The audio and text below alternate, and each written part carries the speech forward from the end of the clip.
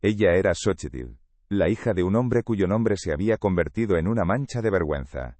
En San Valentín, un pueblo de polvo y fe asfixiante, la honra de un padre era la única dote, y la de ella había sido borrada. Su piel curtida y sus ojos oscuros no reflejaban el sol del desierto, sino la doble herida del abandono. Creció bajo la sombra de una iglesia imponente, y el juicio de un cacique, don Aurelio, que había orquestado la desaparición de su padre, un líder agrario, acusado de traición.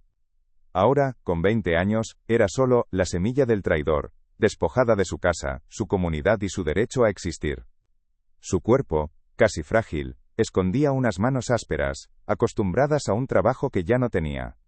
Se cubría con un rebozo descolorido, el último hilo que la unía al recuerdo de su madre. Si esta historia te toca el corazón, dime desde dónde la escuchas. El pueblo era un microcosmos de poder y miedo, anclado en los últimos años de la década de los 70, en una franja del norte de México donde el desierto separaba el mundo de los mestizos de los territorios ancestrales rarámuri. Las calles de San Valentín eran de tierra, surcadas por el paso lento de una procesión de almas temerosas. La moral católica, predicada por un cura de mirada cómplice, servía de justificación para la violencia latente que don Aurelio administraba con mano de hierro. El desierto, sin embargo, era un personaje aparte. Un lienzo de silencio brutal y belleza desoladora que se extendía hasta el horizonte. Era el purgatorio al que se enviaba a los desterrados a morir, pero también el único lugar donde, lejos de la mirada de Dios y de los hombres, se podía nacer de nuevo. El día de la fiesta patronal, el aire olía a pólvora y a incienso. Mientras la gente salía de misa, con el alma purificada y los prejuicios intactos, don Aurelio subió al kiosco de la plaza. Su voz, amplificada por el silencio de la multitud, resonó como una sentencia. Declaró a Xochitl una influencia corruptora, una mala hierba, que debía ser arrancada para proteger la pureza de la comunidad. Ordenó su expulsión inmediata. Nadie protestó. Nadie se atrevió a cruzar su mirada con la de ella. El miedo era un pacto de sangre en San Valentín. 2 de los hombres del cacique la agarraron por los brazos, sus dedos como tenazas sobre su piel, y la humillación pública se convirtió en el espectáculo central de la fiesta sagrada. La arrastraron por las calles que la habían visto crecer, sus pies descalzos levantando un polvo que parecía querer tragársela. La congregación se apartaba a su paso, un mar de rostros convertidos en muros de piedra. El cura, desde el atrio de la iglesia, observaba la escena con una quietud que era una bendición al acto. En los límites del pueblo, donde la civilización se rendía ante la inmensidad del desierto, la arrojaron al suelo. Le lanzaron una pequeña bolsa con un trozo de pan duro y un odre de agua, una limosna cruel para un viaje hacia la nada. La última imagen que tuvo de su hogar fue una multitud de espaldas que le negaban su pasado y un horizonte que le prometía solo un final. Sola, con el sabor de la traición en la boca y la humillación grabada a fuego en la piel, empezó a caminar. El sol caía sobre ella como un martillo, cada paso una pequeña muerte. El desierto la recibió con un silencio absoluto, un vacío que se hacía eco del que sentía en su interior. No tenía rumbo, solo la certeza de que caminaba hacia su tumba. El rebozo de su madre, antes un consuelo, ahora era un sudario que la protegía inútilmente de una intemperie que era tanto física como espiritual. El mundo se había cerrado para ella, y frente a sus ojos solo se abría una extensión infinita de arena y olvido, un paisaje indiferente a su dolor, diseñado para borrar cualquier rastro de existencia. Él se llamaba Naki, tenía 22 años y la rabia de un linaje roto. Era hijo del líder de un clan rarámuri, que se había negado a entregar sus tierras sagradas a los mineros del gobierno. Tras la derrota y muerte de su padre, el nuevo jefe, un hombre pragmático que prefirió una paz frágil a una guerra perdida, lo desterró. Naki no cargaba con la vergüenza, sino con el peso del fracaso y un odio silencioso. Era un hombre del desierto, un experto en supervivencia cuyas palabras eran tan escasas como el agua. Sus ojos, acostumbrados a leer el viento y las estrellas, guardaban la memoria de una traición distinta a la de Xochitl, una infligida por su propia gente en nombre de la supervivencia. Lo encontró cuando la vida de ella era ya un hilo a punto de romperse. Estaba desplomada junto a un cactus, su cuerpo una pregunta rota sobre la arena. La piel de Xochitl, pálida por la inanición, parecía una ofrenda a la muerte. El primer impulso de Naki fue seguir de largo. Ella era un símbolo del mundo que había destruido al suyo, una chabochi frágil y ajena. Ignorarla era un acto de justicia poética, una forma de mantener intacto el muro que lo separaba de la gente que había asesinado a su padre y profanado su tierra. Dejarla allí era dejar que el desierto hiciera su trabajo, el mismo trabajo que estaba haciendo con él, borrar a los indeseados, a los que ya no pertenecían a ningún sitio. Pero se detuvo. Quizás vio en su fragilidad un reflejo de su propia soledad. El conflicto inicial entre ellos fue un abismo de desconfianza. Cuando Xochitl abrió los ojos y lo vio, su figura alta y silenciosa recortada contra el sol, sintió el pánico que le habían enseñado a sentir. Vio al indio salvaje de las historias de San Valentín, una amenaza primigenia. Naki, a su vez, vio en ella la corrupción de una sociedad que despreciaba, una criatura débil incapaz de sobrevivir un solo día sin los muros de su pueblo.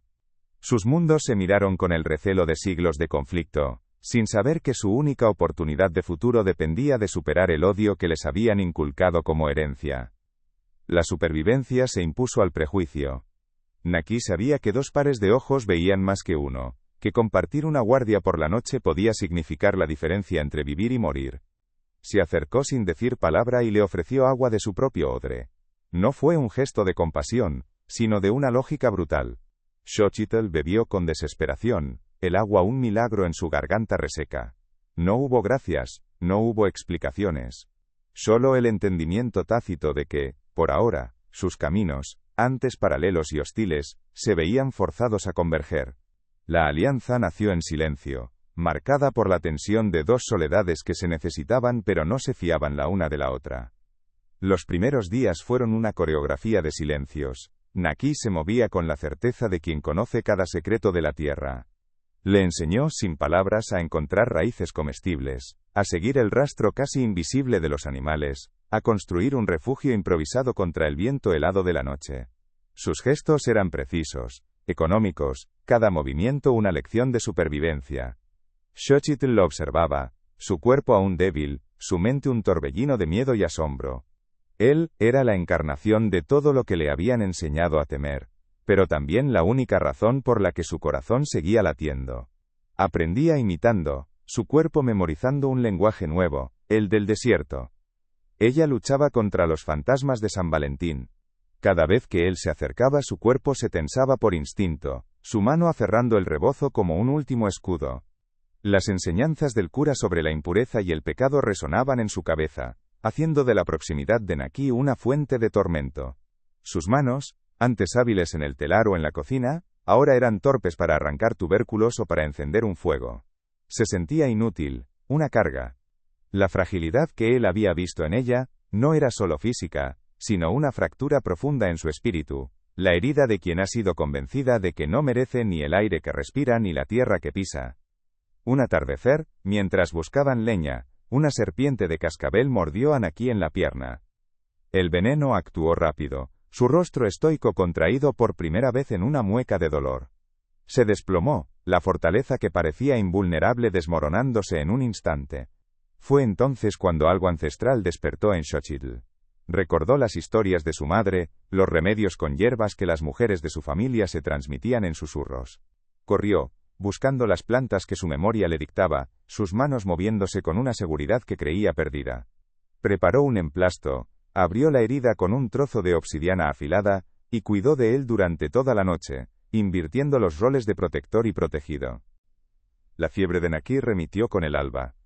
Cuando despertó, la vio sentada a su lado, agotada pero vigilante. Esa noche, alrededor del fuego, algo había cambiado. La barrera del silencio se resquebrajó.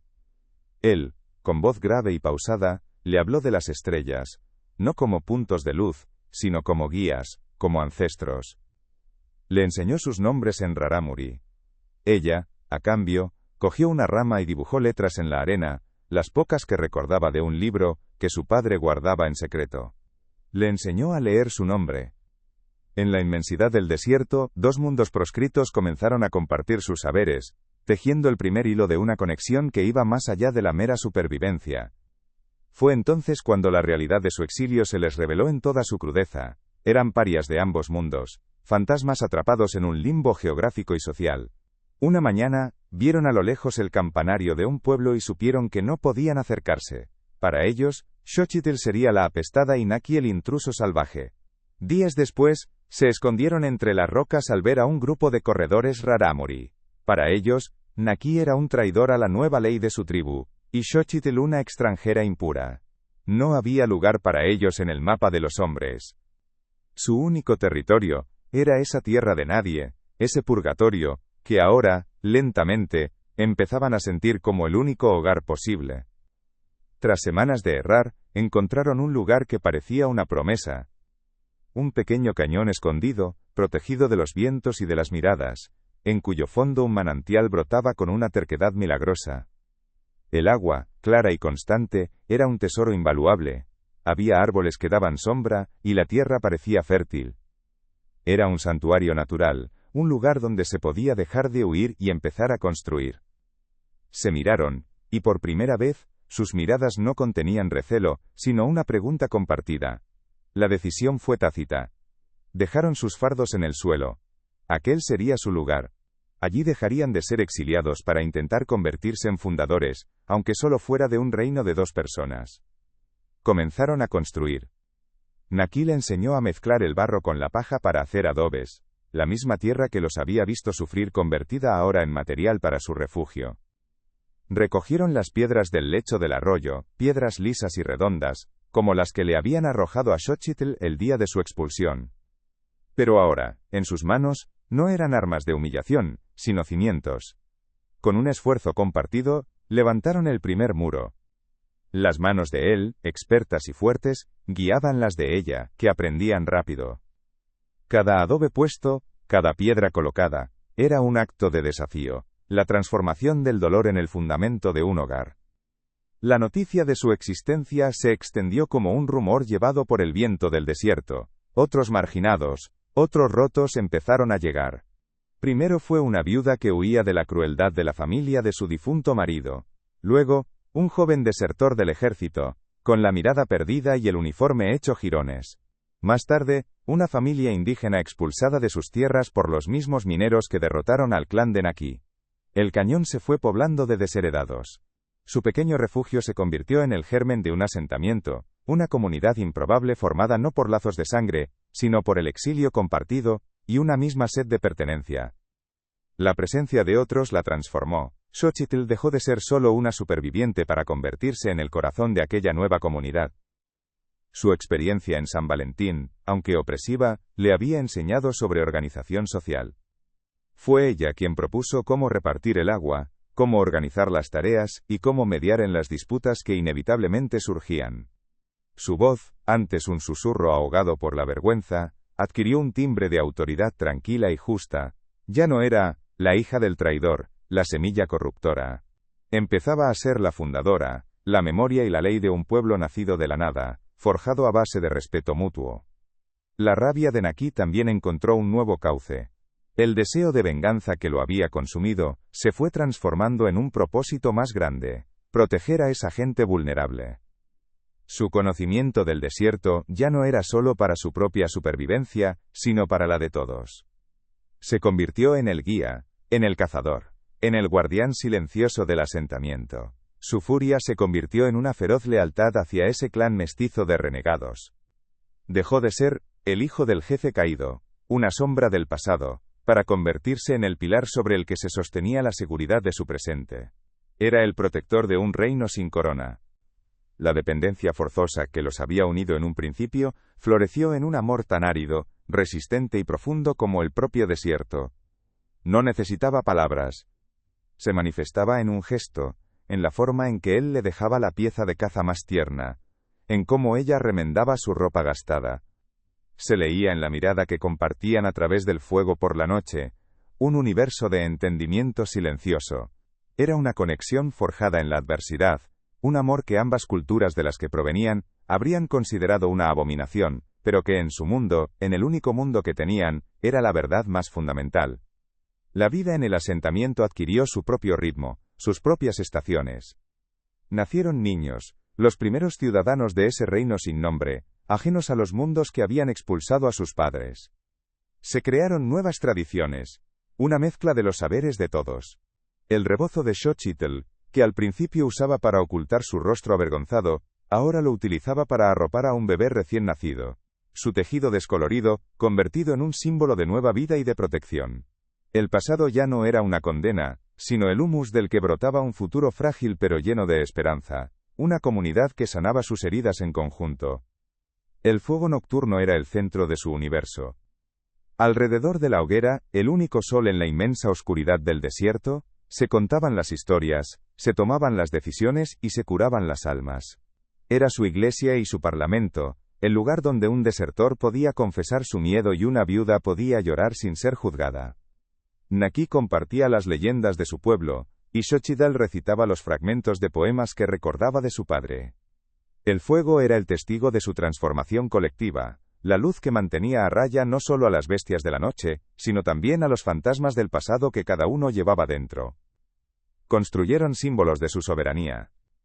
La búsqueda desesperada de agua de los primeros días se transformó en la construcción de un pequeño pozo, excavado a mano con un esfuerzo comunal.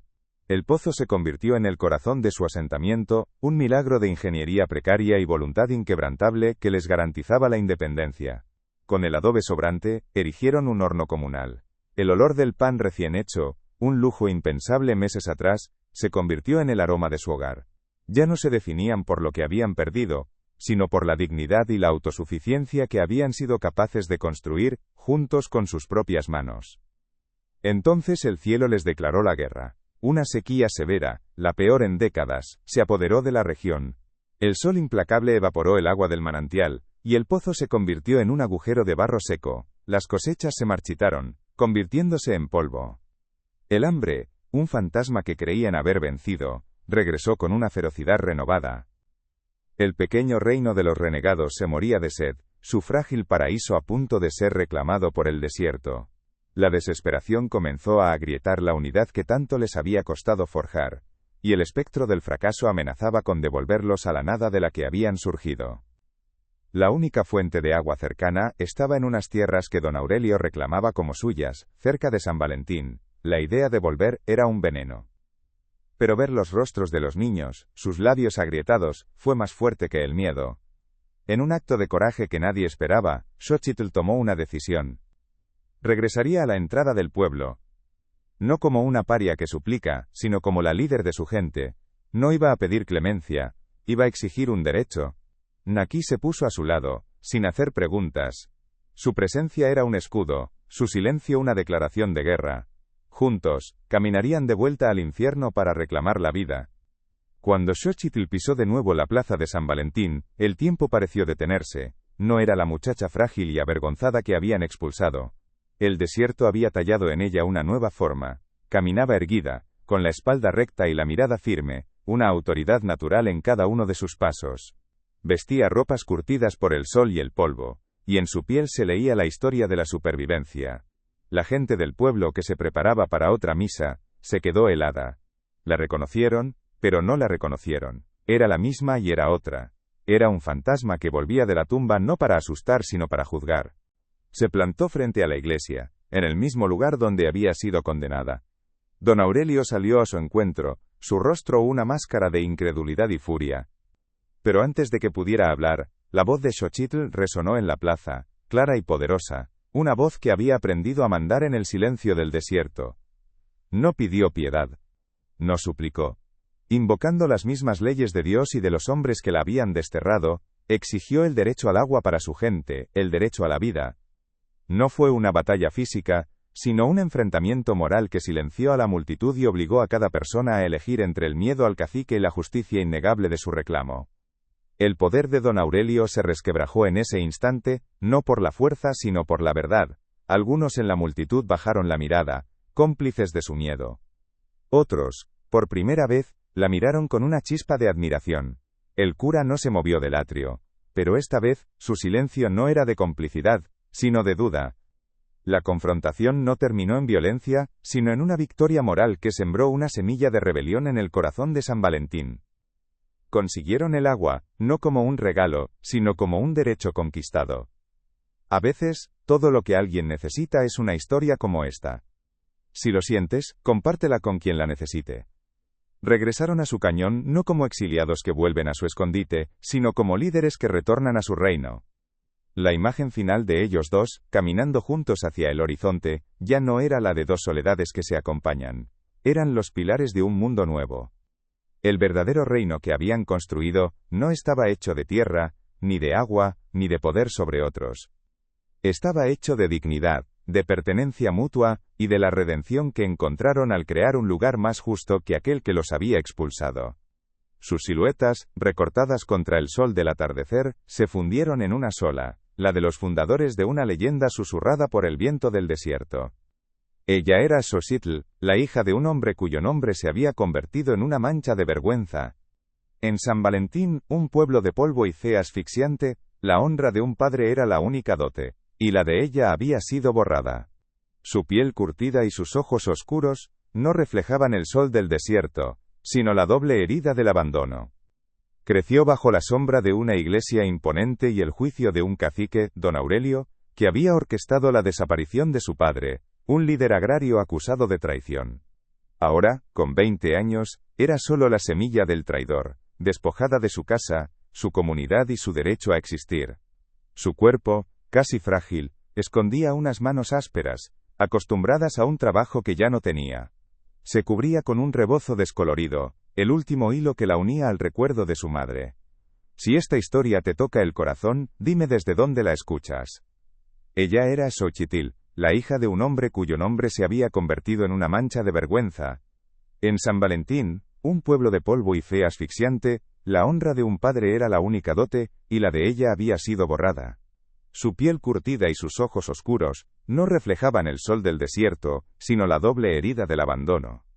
Creció bajo la sombra de una iglesia imponente, y el juicio de un cacique, don Aurelio, que había orquestado la desaparición de su padre, un líder agrario, acusado de traición.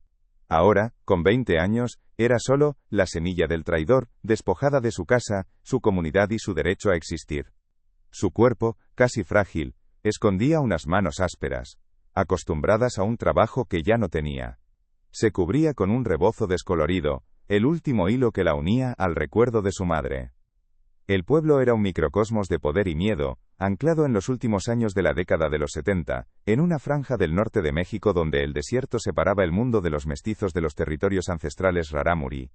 Las calles de San Valentín eran de tierra, surcadas por el paso lento de una procesión de almas temerosas.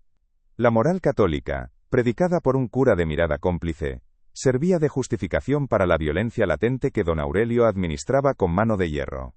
El desierto, sin embargo, era un personaje aparte, un lienzo de silencio brutal y belleza desoladora que se extendía hasta el horizonte. Era el purgatorio al que se enviaba a los desterrados a morir, pero también el único lugar donde, lejos de la mirada de Dios y de los hombres, se podía nacer de nuevo. El día de la fiesta patronal, el aire olía a pólvora y a incienso. Mientras la gente salía de misa, con el alma purificada y los prejuicios intactos, don Aurelio subió al kiosco de la plaza. Su voz, amplificada por el silencio de la multitud, resonó como una sentencia. Declaró a Xochitl una influencia corruptora, una mala hierba que debía ser arrancada para proteger la pureza de la comunidad. Ordenó su expulsión inmediata.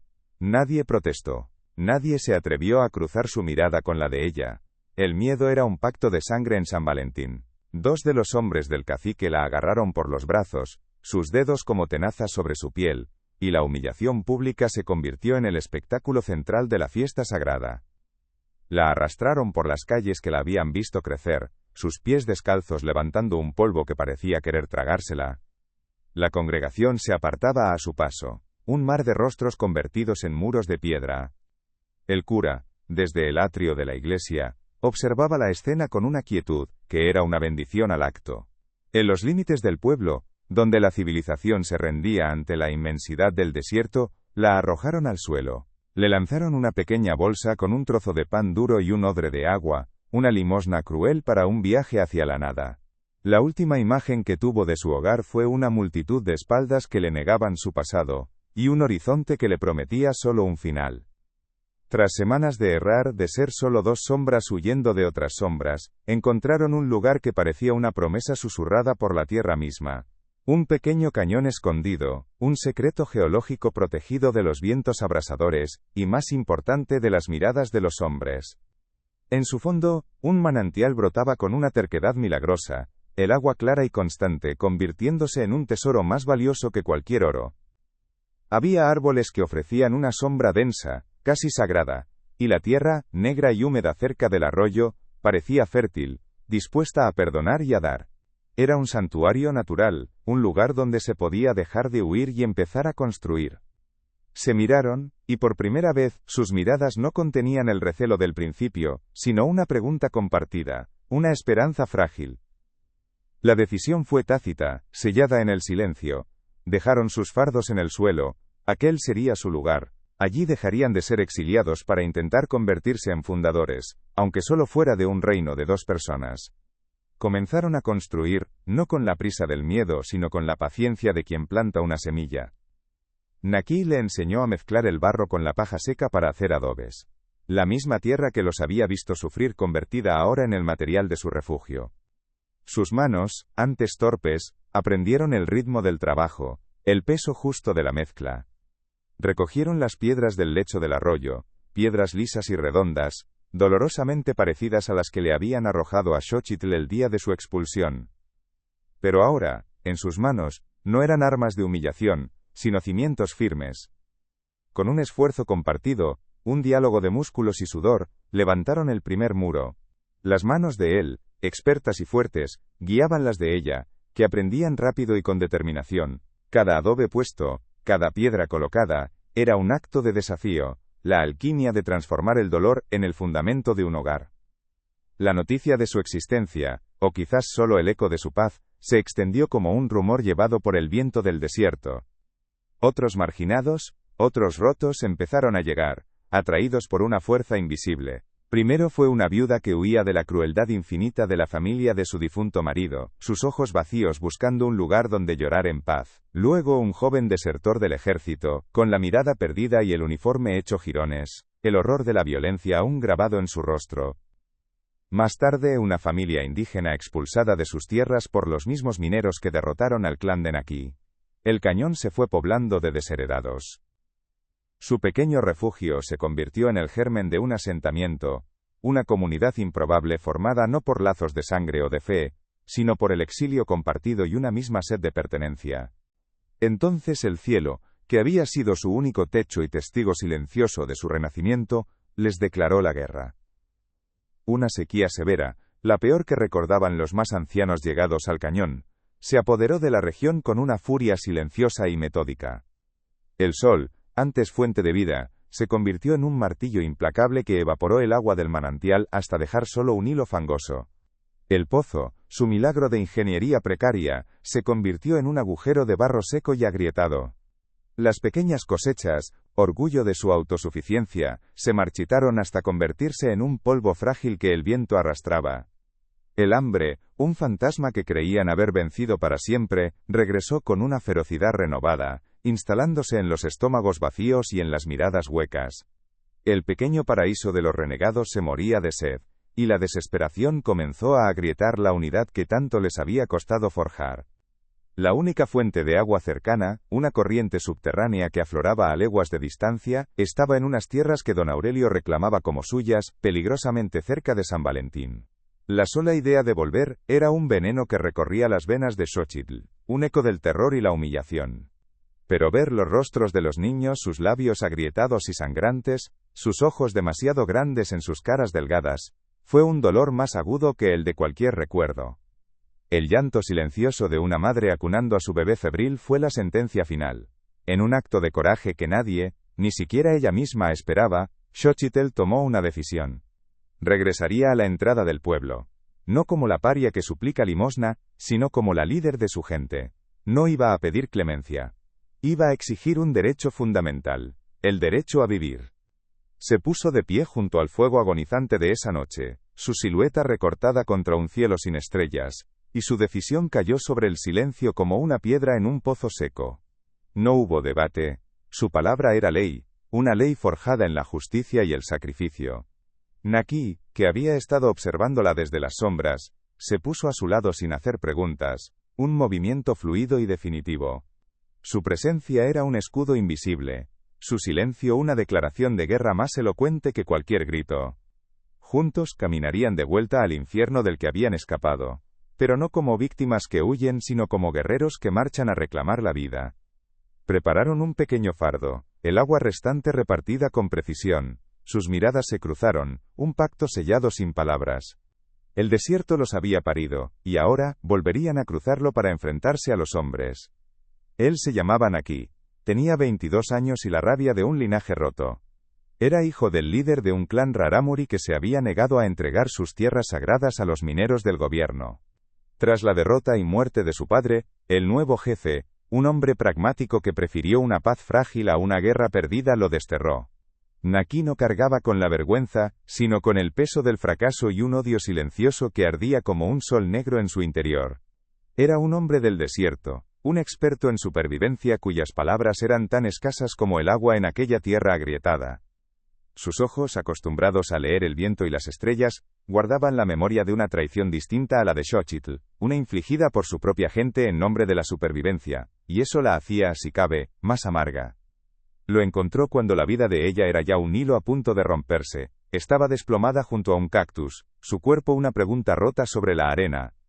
La piel de Xochitl, pálida por la inanición, parecía una ofrenda a la muerte que el desierto estaba a punto de aceptar. El primer impulso de Naki fue seguir de largo, dejarla a su suerte.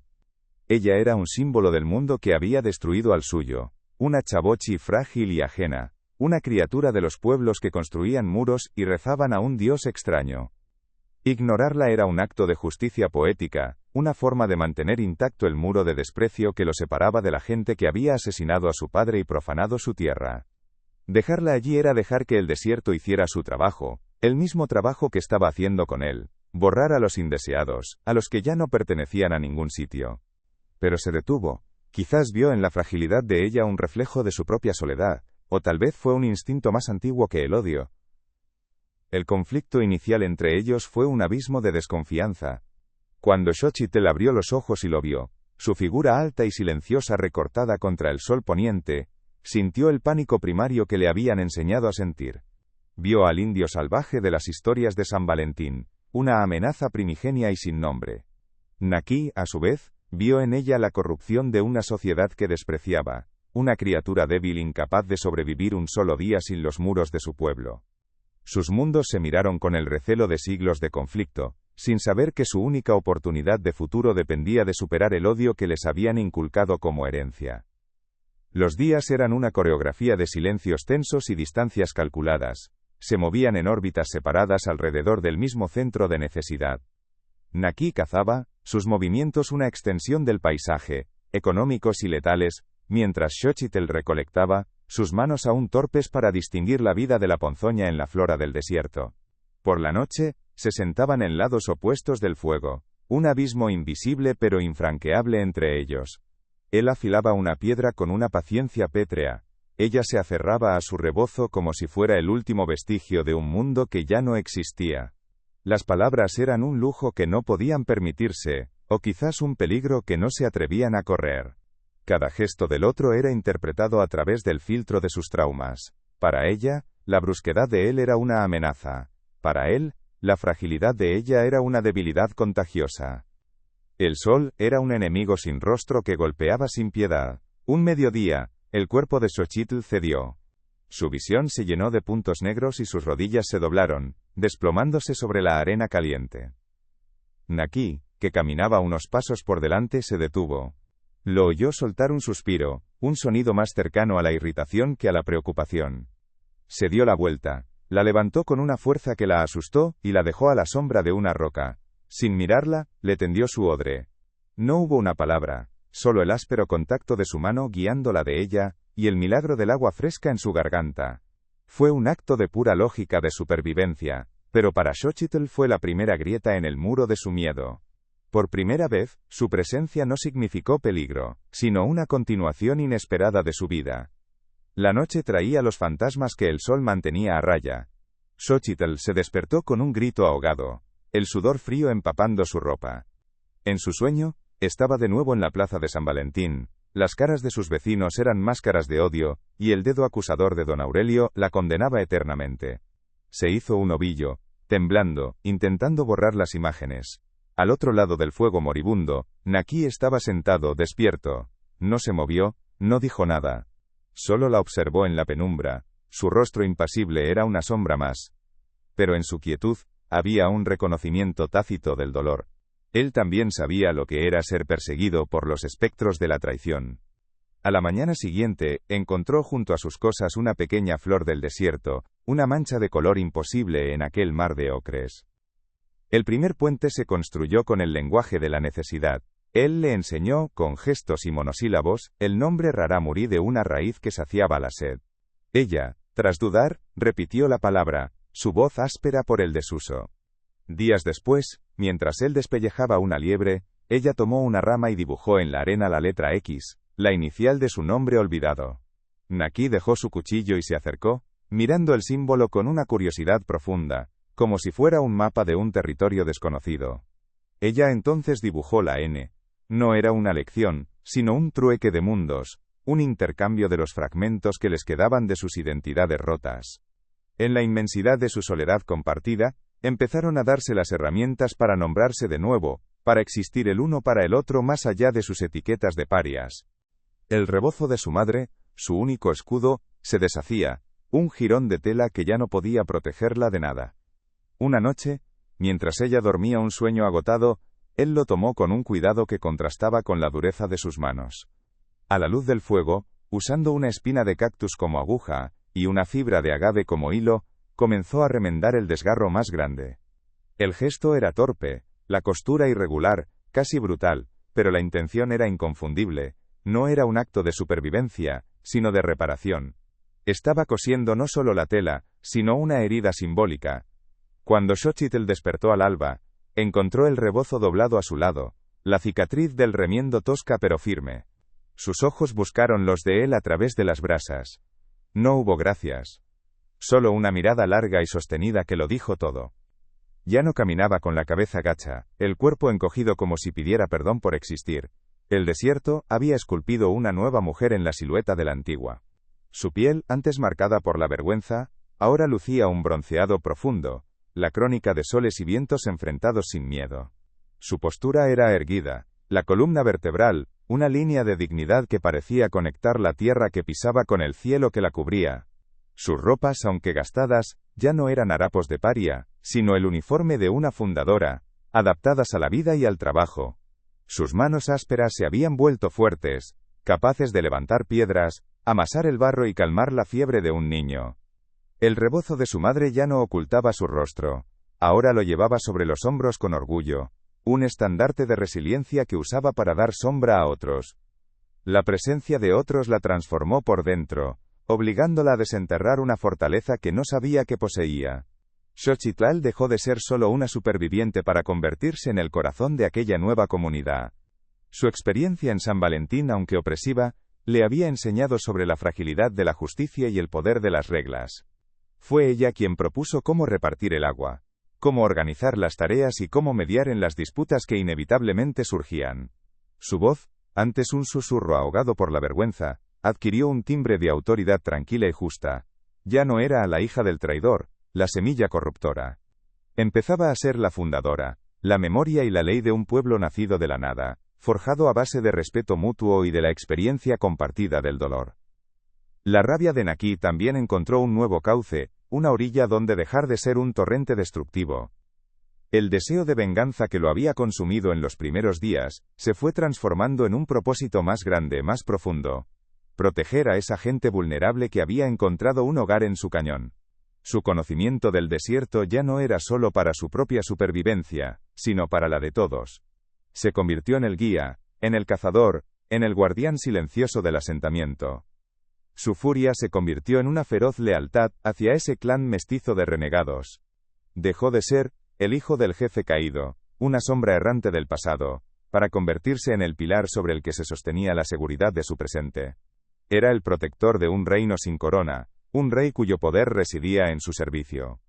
Cuando Xochitl pisó de nuevo la plaza de San Valentín, el tiempo pareció detenerse. No era la muchacha frágil y avergonzada que habían expulsado. El desierto había tallado en ella una nueva forma. Caminaba erguida, con la espalda recta y la mirada firme, una autoridad natural en cada uno de sus pasos. Vestía ropas curtidas por el sol y el polvo, y en su piel se leía la historia de la supervivencia. La gente del pueblo, que se preparaba para otra misa, se quedó helada. La reconocieron, pero no la reconocieron. Era la misma y era otra. Era un fantasma que volvía de la tumba no para asustar sino para juzgar. A su lado, Naki era una presencia silenciosa, un pilar de calma letal, su mirada barriendo la multitud sin detenerse en nadie, un guardián que no necesitaba hablar para declarar la guerra. Se plantaron frente a la iglesia, el sol del mediodía dibujando sus siluetas contra la piedra blanca. Don Aurelio salió al atrio de la iglesia, su rostro una máscara de incredulidad que rápidamente se transformó en una furia contenida. Su poder se basaba en el miedo y el olvido, y aquella mujer era un recuerdo andante que desafiaba ambas cosas. Abrió la boca para rugir una orden, para aplastar aquella insurrección antes de que naciera, pero la voz de Xochitl resonó primero en la plaza. No fue un grito, sino una declaración clara y poderosa, una voz que había aprendido a mandar en el silencio del desierto, un timbre que llevaba el peso de la tierra y la sed. No pidió piedad. No suplicó. Invocando las mismas leyes de Dios y de los hombres que la habían desterrado, exigió el derecho al agua para su gente, el derecho a la vida. No fue una batalla física, sino un enfrentamiento moral que silenció a la multitud. El poder de don Aurelio se resquebrajó en ese instante, no por la fuerza de las armas, sino por el peso innegable de la verdad. Su rostro se contrajo, buscando una respuesta que no existía, su autoridad desinflada ante la dignidad de la mujer que había intentado borrar. Algunos en la multitud bajaron la mirada, cómplices de su miedo, el peso de su silencio pasado cayendo sobre ellos. Otros, por primera vez, la miraron con una chispa de admiración, viendo no a la hija del traidor, sino a una líder justa. El cura no se movió del atrio, pero esta vez su quietud no era de complicidad, sino de una duda profunda que sacudió los cimientos de su fe pactada. La confrontación no terminó en violencia, sino en una victoria moral que sembró una semilla de rebelión en el corazón de San Valentín. Consiguieron el agua, no como un regalo, sino como un derecho conquistado. El poder de don Aurelio se resquebrajó en ese instante, no por la fuerza de las armas sino por el peso innegable de la verdad. Su rostro se contrajo, buscando una respuesta que no existía, su autoridad desinflada ante la dignidad de la mujer que había intentado borrar. Algunos en la multitud bajaron la mirada, cómplices de su miedo, el peso de su silencio pasado cayendo sobre ellos. Otros por primera vez, la miraron con una chispa de admiración, viendo no a la hija del traidor, sino a una líder justa. El cura no se movió del atrio, pero esta vez su quietud no era de complicidad, sino de una duda profunda que sacudió los cimientos de su fe pactada. La confrontación no terminó en violencia, sino en una victoria moral, que sembró una semilla de rebelión en el corazón de San Valentín. Consiguieron el agua, no como un regalo, sino como un derecho conquistado. A veces todo lo que alguien necesita, es una historia como esta. Si lo sientes, compártela con quien la necesite. Regresaron a su cañón no como exiliados que vuelven a su escondite, sino como líderes que retornan a su reino. La imagen final de ellos dos, caminando juntos hacia el horizonte, ya no era la de dos soledades que se acompañan, sino la de los pilares de un mundo nuevo. El verdadero reino que habían construido, no estaba hecho de tierra, ni de agua, ni de poder sobre otros. Estaba hecho de dignidad, de pertenencia mutua y de la redención que encontraron al crear un lugar más justo que aquel que los había expulsado. Sus siluetas recortadas contra el sol del atardecer, se fundieron en una sola, la de los fundadores de una leyenda susurrada por el viento del desierto, la prueba de que incluso en la tierra más yerma, los desheredados pueden hacer florecer la esperanza. Sus siluetas se fundieron con el horizonte, ya no como dos soledades que se acompañan, sino como un solo pilar contra el sol poniente. El viento del desierto, que antes aullaba su condena, ahora parecía susurrar una leyenda, la de los desheredados que hicieron florecer la esperanza en la tierra más yerma. El verdadero reino que habían construido no estaba en los mapas, no tenía muros de adobe ni pozos de agua, sino cimientos de dignidad, y un techo de respeto mutuo, un refugio forjado en la adversidad más brutal. Su historia no fue la de una venganza, sino la de una redención silenciosa, la prueba de que el único hogar verdadero es el que se construye en el corazón de otro. ¿Y tú, frente al juicio del mundo, habrías tenido el coraje de amar a quien todos habían condenado?